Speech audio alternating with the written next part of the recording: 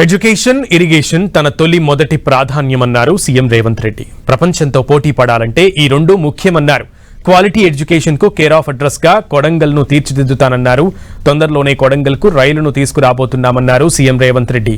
70 ఏళ్ల కొడంగల్ రైతుల కల నెరవేరబోతోందని, కొడంగల్ ను పరిశ్రమల హబ్ గా తీర్చిదిద్దుతానన్నారు. పరిశ్రమల కోసం తమ సర్కార్ ప్రయత్నిస్తుంటే కొందరు లగచర్లలో రైతులను రెచ్చగొట్టారని, వారు జైలుకు వెళ్లేలా చేశారని చెప్పారు. తాము రైతులతో మాట్లాడతామని, వారు అడిగిన విధంగా మంచి పరిహారం ఇచ్చామన్నారు రేవంత్ రెడ్డి. నోయిడా తరహాలో కొడంగల్ను అంతర్జాతీయ స్థాయిలో తీర్చిదిద్దుతామన్నారు. ఏ ఇంట్లో ఆడబిడ్డ సంతోషంగా ఉంటుందో ఆ ఇల్లు బాగుంటుందని, ఆడబిడ్డలు ఆత్మగౌరవంతో బతకాలనేదే తమ సర్కార్ ఉద్దేశమన్నారు. ఆడబిడ్డలు తయారు చేసిన ఉత్పత్తులు అంతర్జాతీయ మార్కెట్లో అమ్ముకునేందుకు అమెజాన్తో సంప్రదింపులు జరుపుతున్నామన్నారు. ప్రజల జీవితాల్లో వెలుగులు నింపేందుకు మంచి చదువు అందించడం ఒక్కటే మార్గమన్నారు సీఎం రేవంత్ రెడ్డి.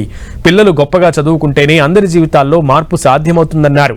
అందుకే అక్షయ పాత్ర ఆధ్వర్యంలో కొడంగల్ నియోజకవర్గంలోని 312 ప్రభుత్వ పాఠశాలల్లో 28,000 మంది విద్యార్థులకు ఉదయం బ్రేక్ఫాస్ట్ అందిస్తున్నామన్నారు సీఎం రేవంత్ రెడ్డి. ఏ విద్యార్థి కూడా ఆకలితో ఇబ్బంది పడకుండా చేస్తున్నామన్నారు. సెంట్రలైజ్డ్ కిచెన్ ద్వారా మధ్యాహ్న భోజనాన్ని అందించే కార్యక్రమం తీసుకున్నామన్నారు. కొడంగల్ లిఫ్ట్ ఇరిగేషన్ ప్రాజెక్టు కోసం రైతులు స్వచ్ఛందంగా భూములు ఇస్తున్నారని సీఎం రేవంత్ రెడ్డి చెప్పారు. 3 ఏళ్లలో ప్రాజెక్టు పూర్తి చేసి కొడంగల్ భూములను కృష్ణా జలాలతో తడుపుతామన్నారు.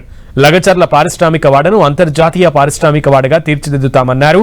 3-4 రోజుల్లో పంచాయతీ ఎన్నికల షెడ్యూల్ వచ్చే అవకాశం ఉందని, ప్రతి ఒక్కరూ అభివృద్ధికి పట్టం కట్టాలన్నారు.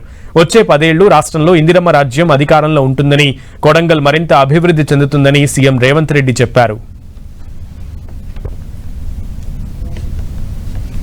ప్రతి గ్రామంలో పాఠశాల నడుస్తుంది, ప్రతి మండలంలో చదువుకునే కాలేజీలు వచ్చినాయి.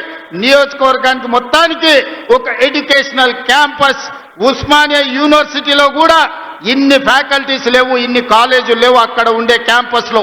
కానీ అదే కొడంగల్లో ఈనాడు వాటన్నిటినీ ఒకే ప్రాంతంలో కేంద్రీకరించి ఈరోజు పనులు ప్రారంభించుకున్నాం.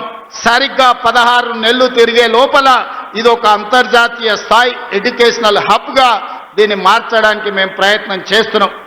నాకు తెలిసి రాబోయే 3-4 రోజుల్లోనే రాష్ట్ర ఎన్నికల సంఘం సర్పంచ్ ఎన్నికల్ని నిర్వహించబోతుందని నాకు సమాచారం ఉన్నది. ఈ వేదిక మీద నుంచి మా మిత్రులకు ప్రతి గ్రామంలో మంచోళ్లను సర్పంచులుగా ఎన్నుకోండి. మన నియోజకవర్గాన్ని అభివృద్ధి చేసుకుందాం. అభివృద్ధిని అడ్డుకునేటోళ్ళని సర్పంచులను చేయకండి. ప్రతి ఆడబిడ్డకు ఆ చీర చేరాలి. అధికారులు ఆ చర్యలు తీసుకోవాల్సిందిగా అటు నారాయణపేట, కొడంగల్ కలెక్టర్లకు, వికారాబాద్ కలెక్టర్లకు నేను ఆదేశాలు ఇస్తున్నా. ప్రతి ఆడబిడ్డకు చీర చేరే విధంగా మీరు చర్యలు తీసుకోవాలి. ఈ ఆడబిడ్డల చీర కట్టుకొని సంతోషంగా రేపు సర్పంచ్ ఓట్లలో అన్న చెప్పిన వాళ్లకు, గ్రామాన్ని అభివృద్ధి చేసే వాళ్ళకు ఓటేసి రావాలి. మా అక్కలందరికీ ఒకటే సూచన, ఎన్నికల రోజు ఓట్లేయడానికి మీకొచ్చిన చీర కట్టుకొని లైన్లో నిలబడి ఇందిరమ్మ రాజ్యాన్ని మేము ఆశీర్వదిస్తున్నాం, ఇందిరమ్మ రాజ్యమే కావాలని చీర కట్టుకోవడం ద్వారా మీ అభిమానాన్ని ప్రదర్శించండి. కొడంగల్ పట్ల ఎవరు ముఖ్యమంత్రిగా ఉన్నా నిర్లక్ష్యం జరిగింది. మరి ఇంత నిర్లక్ష్యాన్ని సరిదిద్దడానికి ఈ రోజు మీరు అండగా నిలబడ్డాడు, దేవుడు ఆశీర్వదించిండు. 10 ఏళ్లు ఇందిరమ్మ రాజ్యం తెలంగాణలో ఉంటది. ఈ 10 ఏళ్లు కొడంగల్లో రాజకీయాలకు అతీతంగా కొడంగల్ని అభివృద్ధి చేసుకుందాం. ఈ కొడంగల్ దేశానికి ఆదర్శంగా నిలబెట్టుకుందాం.